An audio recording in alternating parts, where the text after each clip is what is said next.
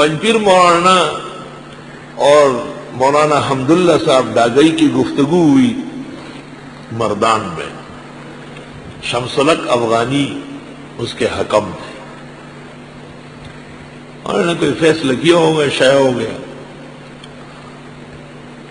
ایک ایسی مجلس میں مولانا شمس الحق صاحب افغانی بھی تشریف فرماتے، استاد گرامی قدر مولانا لطف اللہ صاحب بھی. کسی نے ذکر کیا مولانا طاہر صاحب کی جماعت کا، تو شمس الحق افغانی نے کہا میں نے تو ان کا فیصلہ کر لیا تھا. استاد مولانا لطف اللہ نے کہا دا فیصلہ تاغنے سوکائی چن اگے منگٹی لیدو دے منگٹی دا سے ناکارا فیصلہ سگلی کی تو جو اندے ہو غلط خبریں ہو رہی ہے. حضرت نے کہا فیصلہ تیرے جیسے کوئی کرتا ہے، ایک فریق کہتا ہے ہم نے جیتا ہے، دوسرے کہتا ہے ہم نے جیتا ہے. حضرت نے کہا تو زندہ ہے اور غلط باتیں پھیل گئی، آپ کو وضاحت کرنا چاہیے کہ آپ کے سامنے کون جیتا ہے. واضح صورتحال بتانا یہ ہر ایک کا کام نہیں ہے. وما تفعلوا من خیر فإن اللہ کان بہ علیم. بعض زمانوں میں ایسا رہا ہے، بزرگ کمزور تھے، کفر کا زور بہت زیادہ تھا.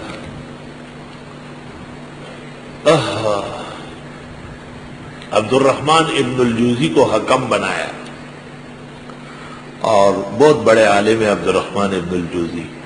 87 کے قریب تو قرآن پر کتابیں لکھی، 87، اور وہ عطیہ تفاسیر رہی تھی تو قرآن مجید.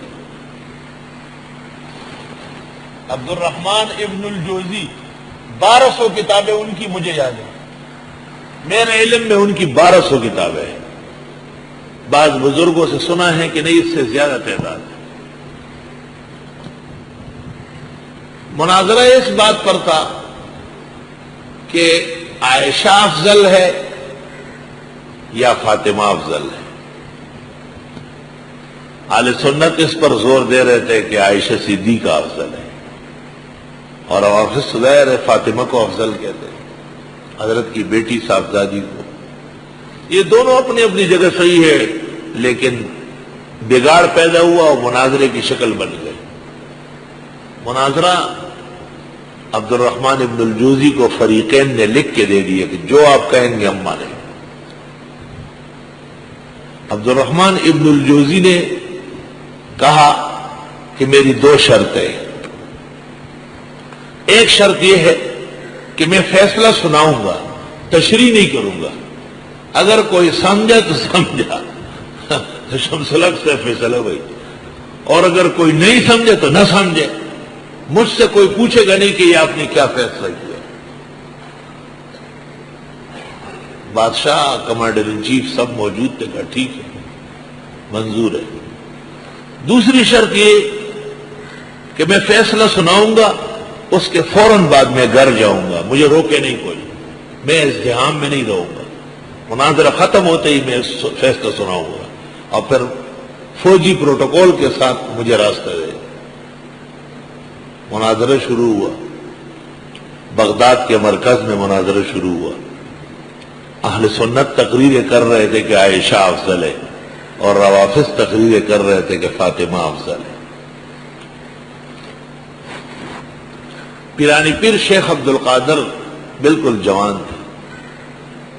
ان کے حلقے میں کسی نے خبر پہنچائی کہ اہل سنت ہار رہا ہے. کہا کیوں؟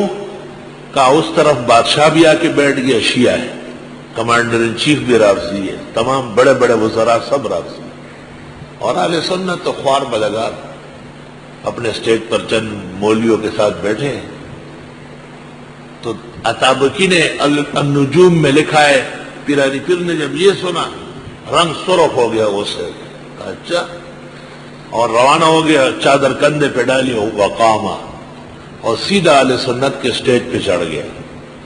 ابو بکر عطابکی اس کے آگے لکھتے ہیں فلما نظرہ ملک تغیر لونہ، جب بادشاہ کی نظر پیرانی پیر پر پڑ گئی تو بادشاہ کا رنگ بدل گیا، ڈر گیا، خیر نہیں ہے ہماری. پیرانی پیر جا کے مناظرین کے پیچھے آرام سے بیٹھ گئے، اپنے ذکر و اذکار میں مشغول، چپ چاپ. لیکن حضرت شیخ کی آمد سے اہل سنت کی ہمت بڑھ گئی، اور مناظر کی آواز بڑی ہو گئی. اور اس کے کہنے میں گن گرج پیدا ہوا اور بولی بسری باتیں اس کو یاد آنے لگی.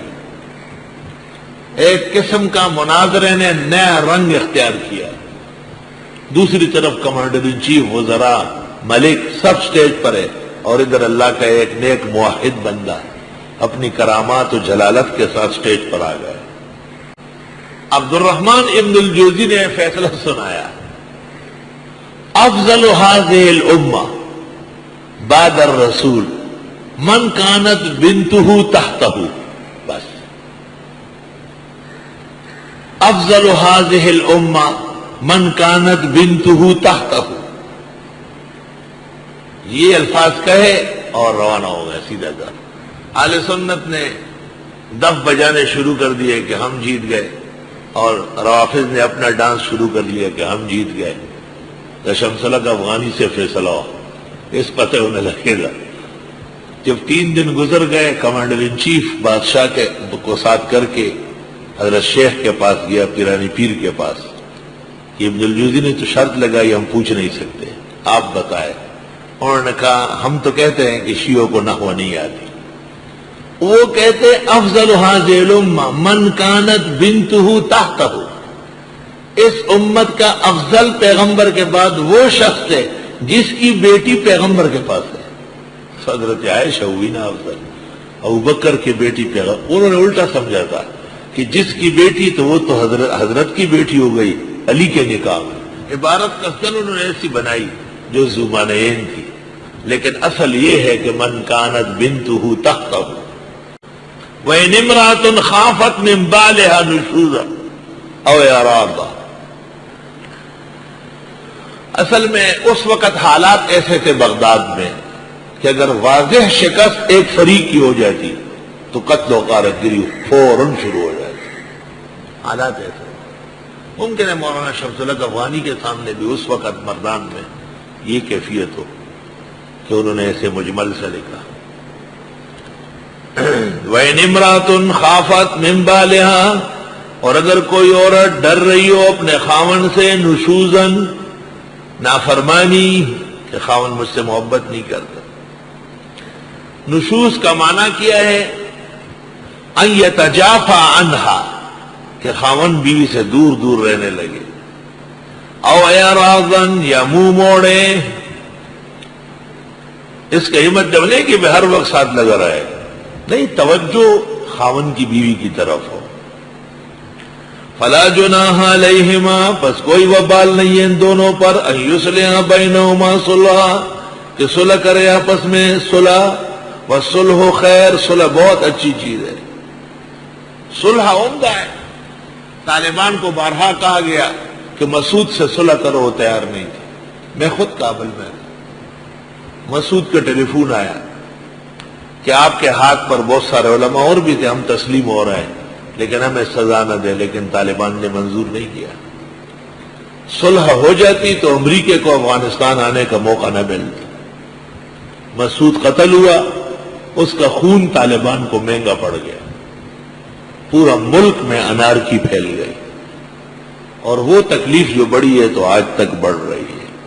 اللہ تعالیٰ اپنے فضل و احسان سے اسلامی اقتدار کے لیے فضا سازگار بنائے.